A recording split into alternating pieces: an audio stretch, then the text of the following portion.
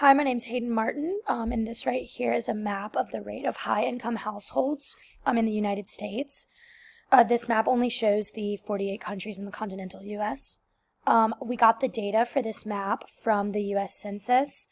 So we took data from 2015 to 2019 of high-income households, which we considered households that had $100,000 a year or more. So we did this by adding all of the households in each area that have $100,000 or more. To calculate the rate, we added all of the households in each area that made $100,000 or more a year, and then divided that by the total number of people in that area that were counted in the census, and then multiplied that by 100. So a trend that you can see on this map is if you look down there at the scale, the dark blue shows the highest rate. So if we look at the map in New England up here where all these cities are, like DC and Richmond, and even cities some in the south like Raleigh and Greensboro and Charlotte, and on the west coast like San Francisco,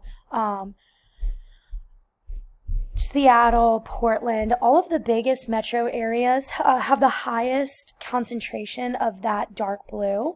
And I think that just shows the trend that urban areas tend to have more wealth. And that's just probably because that's where most of the jobs are and stuff like that. So right here, I'm going to zoom in to this point. Sorry, one moment.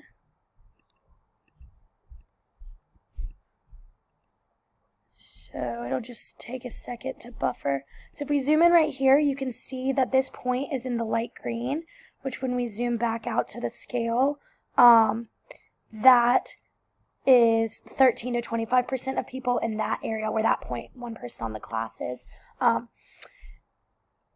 the rate of high income there. So yeah, so if the scale, you can look down here at the key, and the red dots all represent the students in our class and where we live.